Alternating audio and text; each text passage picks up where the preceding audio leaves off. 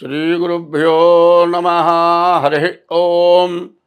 శ్రీమహాగణాధిపతయే నమ. శ్రీమహాసరస్వత్యై నమ.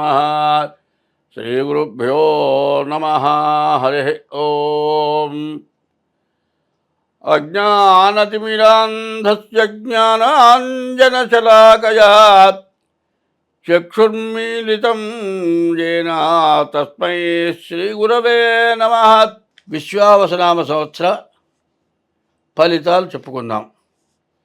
విశ్వావసనామ సంవత్సరం చైత్రశుద్ధ పాడ్యమి ఆదివారం 30/3/2025 అంటే 30వ తారీఖు మార్చి నెల 25వ తారీఖున రేవతి నక్షత్రయుక్త ఆ రోజున విశ్వావసనామ సంవత్సరం ప్రారంభమైంది. సింహరాశి ఫలితాలు చెప్పుకుందాం. మరి విశ్వావసనామ సంవత్సరం సింహరాశి, ఇప్పుడు 5వ రాశి సింహరాశి. 2025 సంవత్సరం 5వ రాశి సింహరాశి ఫలితాలు మనం చెప్పుకుందాం. ఈ సింహరాశికి ఆదాయం ఎట్లా ఉంది, వ్యయం ఎట్లా ఉంది? ఆదాయం 11, ఖర్చు 11, వచ్చేది ఆ ఖర్చు అయ్యేది సమానంగా ఉంది. అట్లాగే రాజపూజ్యం 3, రాజావమానం 6 అవటం చేత గౌరవించబడటం కంటే కూడా మరి దూషించేది ఎక్కువగా ఉంటుంది. కారణం ఏంటంటే నీవు అన్యాయమైన పనులు చేస్తే మాత్రం దూషింపబడటమే జరుగుతుంది. కాబట్టి అది లేకుండా ఉండాలంటే, దూషించబడకుండా ఉండాలి అంటే మీరు జాగ్రత్తగా ఉండాలి. తర్వాత ఈ సింహరాశికి అష్టమంలో శని ఉన్నాడు. ఈ అష్టమ గ్రహం వల్ల చాలా కష్టాలు వస్తాయి. అష్టమ శని ప్రాణకంటకుడు. ప్రాణం తీనున్నా తీస్తాడు, ప్రాణం తీసినంత పనున్నా చేస్తాడు, అవమానపరుస్తాడు, బాధలు పెడతాడు. కాబట్టి ఈ రాశి వాళ్ళు ఎంత జాగ్రత్త వహిస్తే అంత మంచిది. కాబట్టి ఈ రాశి వాళ్ళు ఏం చేయాలి? ముందు మీ డేట్ ఆఫ్ బర్త్ ద్వారా మీ జాతకాన్ని చూపించుకోండి. ఇప్పుడు ఈ షష్టగ్రహ కూటం వల్ల సింహరాశి వాళ్ళకి చాలా ఇబ్బందులు వచ్చేటువంటి లక్షణాలు బాగా ఎక్కువగా కనపడుతూ ఉన్నాయి. కాబట్టి మీరు ఎంత జాగ్రత్త పడితే అంత మంచిది. కాబట్టి ఎందుకంటే ఒకటి చెప్పారు, మృత్యును జీవనంబు ఇవి మీదిన లోపల జీవకోటికి సతతము సంభవించు సహజం మీది. చావు బతుకు, కష్టము సుఖము మానవ జీవితానికి జీవకోటికి ప్రతి జీవకోటికి వస్తూనే ఉంది. కానీ చోర హుతాశ సర్ప సంహతులను దొంగతనం వల్ల, తగలబడిపోవటం వల్ల మరి కొన్ని కష్టాలు వస్తూ ఉంటాయి కుటుంబ సభ్యుల వల్ల. వీటి నుంచి తప్పించుకోవాలి అంటే పూర్వజన్మలో చేసుకున్నటువంటి పాపం వల్ల ఇట్లాంటి సమస్యలు వస్తూ ఉంటాయి. దానికోసం మీరు ఏం చేయాలి? గోచారం 25 వంతులు, గ్రహచారం 75 వంతులు. కాబట్టి మీ జన్మలగ్నం ద్వారా మీ జాతకం చూపించుకోవాలి. ఈ జన్మలగ్నం ద్వారా ఏ ఏ గ్రహాలు బాగాలేవో అవి తెలుసుకోవాలి. ఇది కూడా కాకుండా మీ దోషం పోవటానికి ఏ దేవుడు పూజ చేయాలి, ఏ దేవత పూజ చేస్తే మీరు బాగుంటారు. ముందు ఈ రాశివాళ్ళ పరిస్థితి ఎట్లా ఉన్నది అంటే, సంపాదించకపోయినా పర్వాలేదు, ఉన్నది పోగొట్టుకోకుండా ఉండాలి. ఉన్నది పోగొట్టుకుంటే మళ్ళీ సంపాదించడం అనేది చాలా కష్టం. ఎన్ని సంవత్సరాలు కష్టపడితే ఒక ఇల్లు కడతాం, ఎన్ని సంవత్సరాలు కష్టపడితే ఒక వ్యాపారం పెడతాం. ఈ పెట్టిన దాన్ని నిలుపుకోవాలంటే జాగ్రత్త చాలా అవసరం. ఎక్కడ ఏ సమస్య ఉన్నా జాగ్రత్త పడాలి. కాబట్టి ఈ సింహరాశి వాళ్ళు ఎంత జాగ్రత్త పడితే అంత మంచిది. తర్వాత కలహాలు ఎక్కువగా ఉన్నాయి, తగాదాలు ఎక్కువగా ఉన్నాయి. భార్య వల్ల కానీ, కుటుంబ తల్లిదండ్రుల వల్ల కానీ మరి చాలా కష్టాలు ఉన్నాయి. భార్యని వెనకేసుకొచ్చి తల్లిదండ్రులను అవమానించి, తల్లిదండ్రులకు అన్నం పెట్టగా వృద్ధాశ్రమానికి వెళ్ళగొట్టి, లేకపోతే ఎక్కడో తీసుకెళ్ళి వదిలేసి, ఇట్లా చేసినందువల్ల భార్యాభర్త మాత్రం సుఖపడరు. ఎందుకంటే అత్త మామ కోడల్ని వేధించుస్తూ ఉండవచ్చు, కానీ వాళ్ళకి మంచిగా చెప్పుకోవాలి. వాళ్ళకి తగినటువంటి జీవనాధారం చూడాలి. అట్లా కుదరినప్పుడు వేరే పెట్టినా వాళ్ళు తింటున్నారా లేదా, వాళ్ళకి తగినంత ఆదాయం వస్తుందా లేదా, ఇస్తున్నామా, కొడుకైన వాడు బాధ్యత వహించాలి. అత్త కోడలకు కానీ, అత్త మామకు కానీ సరిపడినప్పుడు తప్పనిసరి అయితే వేరే పెట్టినా కూడా ఇటు భార్యకు కానీ అటు తల్లిదండ్రులకు కానీ ఇబ్బంది లేకుండా ఎవరు బాధపడకుండా మొట్టమొదటిగా చూడాల్సిన బాధ్యత కొడుకై పుట్టిన వాడికి ఉంది. ఎందుకంటే భార్య 20 సంవత్సరాలు 25 సంవత్సరాలు తల్లిదండ్రుల దగ్గర ఉంటుంది. కానీ వివాహం అయిన తర్వాత 75 సంవత్సరాలు భర్త దగ్గర ఉంటుంది.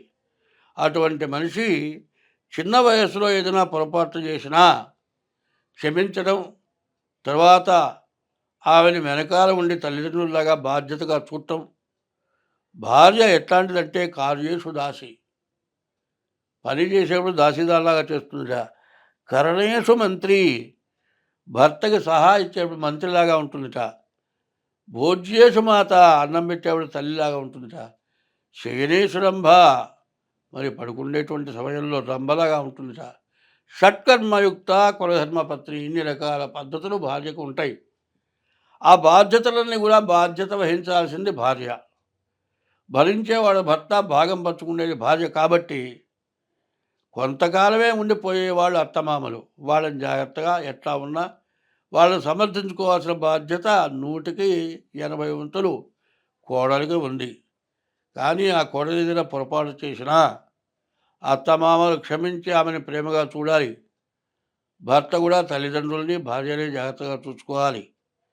ఈ సింహరాశికి అటువంటి సమస్యలు వచ్చి గందరగోళాలు అయ్యేటువంటి పరిస్థితులు బాగా ఎక్కువగా కనపడుతున్నాయి. కాబట్టి ఈ రాశి వాళ్ళు జాగ్రత్త పడటం, జాతకం చూపించుకోవటం ఇది చాలా అవసరం. ఈ రాబోయే విశ్వావసనామ సంవత్సరం, కొత్త సంవత్సరంలో ప్రత్యేకమైనవి, ముఖ్యమైనవి, వినాల్సినవి, పాటించాల్సినవి ఉన్నాయి. అవి చాలా కొద్దిలో ముఖ్యంగా చెబుతూ ఉన్నా. రాజకీయంలో సమస్యలు బాగా ఎక్కువగా ఉన్నాయి. రాజకీయ నాయకులు ఎవరు కూడా ఒక పద్ధతిలో నిలబడే లక్షణాలు లేవు. రాజకీయ పరిపాలన చేయడానికి పరిపాలకులకి సమస్యలు ఎక్కువగా ఉంటున్నాయి. మిగతా మెంబర్స్ కానీ, మంత్రులు కానీ స్వార్థం కోసమని సమస్యలు తెచ్చిపెట్టే లక్షణాలు ఉన్నాయి. సరే, పరిపాలకులకి ఈ ఇబ్బంది ఉంటే, పరిపాలకులకు కొద్దిగా ఇబ్బంది ఉంటే, ప్రతిపక్షాలు మాత్రం దీన్ని బాగా గొడవ చేసి ముందు ప్రతిపక్షాలు పాలకపక్షం కొట్టుకోవటం, పాలకపక్షాలు కొట్టుకుంటే దాన్ని ఎగదోసి ప్రతిపక్షాలు అల్లరి చేయటం. ఇది ఒక సమస్య. కుటుంబ సభ్యుల్లో ఇవాళ ఉన్నటువంటి పెరిగిపోయినటువంటి ఖర్చుల వల్ల, ఆదాయం తక్కువ వల్ల, ఇవాళ వచ్చే ఆదాయం చాలకపోవటం వల్ల కుటుంబ కలహాలు బాగా వస్తున్నాయి. రెండోది. మూడోది ఏమిటంటే ప్రపంచ దేశాల్లో కొన్ని దేశాలు పైకొచ్చినాయి. ఆ పైకొచ్చిన దేశాలు తనకంటే ఇంకో దేశం పైకి రాకూడదు కాబట్టి, రాకుండా పోవాలనే ఉద్దేశంతో పైకి వస్తూ ఉన్న ప్రభుత్వాల్ని అణగదొక్కి వాళ్ళే పై స్థాయిలో ఉండాలి అని చెప్పి, మరి తక్కువగా ఉన్నటువంటి వాళ్ళని ఎగగొలిపి బాగా పరిపాలన చేస్తూ పైకొస్తూ ఉన్న దేశాలని అణచివేయటం కోసమై పైకొచ్చిన దేశాలు చిన్న దేశాలు చేత పైకి వస్తున్న దేశాల మీద యుద్ధం ప్రకటించి అన్ని దేశాలని నాశనం చేయటానికి కాండతో యుద్ధాలు జరిపే లక్షణాలు బాగా ఎక్కువైనాయి. ఇదివరకు మీరు చూచారు. మరి ఏమైంది? అమెరికా, రష్యా ఉన్నాయి. ఈ రష్యా బాగుంటే ఒకప్పుడు కొంత విడబడది. తర్వాత మరి రష్యాలో ఉక్రెయిన్ అనే ఓ భాగం దాంట్లోది. సరే, వాళ్ళలో వాళ్ళకైతే తేడాలు వచ్చి గొడవలు పెంచుకోవడం ఎందుకని వాళ్ళు విడబడిపోయినారు. సరే, వాళ్ళలో వాళ్ళకి మళ్ళీ ఏదో కొద్దిగా గొడవ వచ్చింది. అయితే ధర్మంగా రష్యా విడగొట్టినటువంటి ఉక్రెయిను రష్యాని అణిచివేయాలనే ఉద్దేశం దానికే కలిగిందో, వేరే దేశాలు వాళ్ళని ప్రగల్పితే, వాళ్ళని ఎగ్గులిపితే వాళ్ళు యుద్ధానికి దిగారో తెలియదు. కానీ అది పెద్ద యుద్ధం జరిగేది, ప్రపంచ యుద్ధం అవుతుందేమో అనిపించే పరిస్థితి వచ్చినప్పుడు ఉక్రెయిన్ సర్వనాశనం అయిపోయింది. ఇప్పటికీ ఇంత జరిగిన తర్వాత యుద్ధాన్ని ఆపటానికి కొన్ని ప్రపంచ దేశాలు పట్టుబడితే యుద్ధం ఆగింది. కానీ యుద్ధం జరిగింది. తర్వాత రష్యాని నష్టపరిచింది.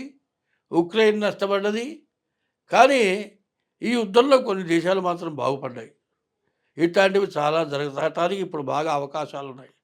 ఇది రాను రాను ఉన్న ప్రపంచ దేశాల్లో సగం దేశాలు ఒక భాగం, సగం దేశాలు ఒక భాగం గనుక అయినట్లయితే ప్రపంచ యుద్ధం తప్పేటట్లుగా లేదు. అట్లాగే కుటుంబ సభ్యుల్లో సగం అటు సగం ఇటు అయితే కుటుంబం విచ్ఛిన్నమైపోతుంది.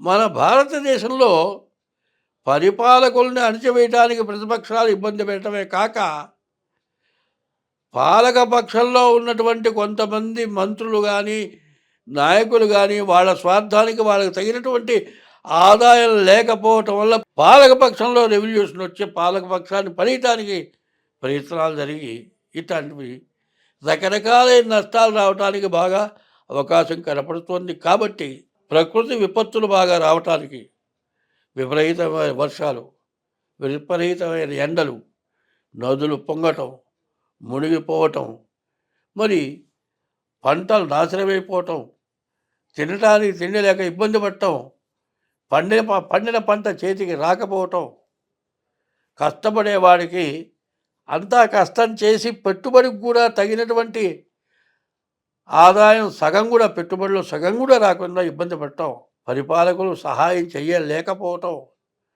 ఇట్లాంటి సమస్యల్లో ప్రపంచ దేశాలను కూడా కొట్టుమిట్టాడుతున్నాయి. మన దేశానికి కూడా అట్లాంటి ఇబ్బందులు వచ్చేటట్లుగా కనబడుతూ ఉన్నాయి. మన దేశం బాగా పైకి వస్తున్నది. ఇట్లాంటి టైంలో మన ఇబ్బందుల్ని ఇంకా అధికం చేసి ఇంకా కొంతమంది మనల్ని పడగొట్టడానికి సిద్ధంగా ఉన్నట్టుగా కనబడుతోంది.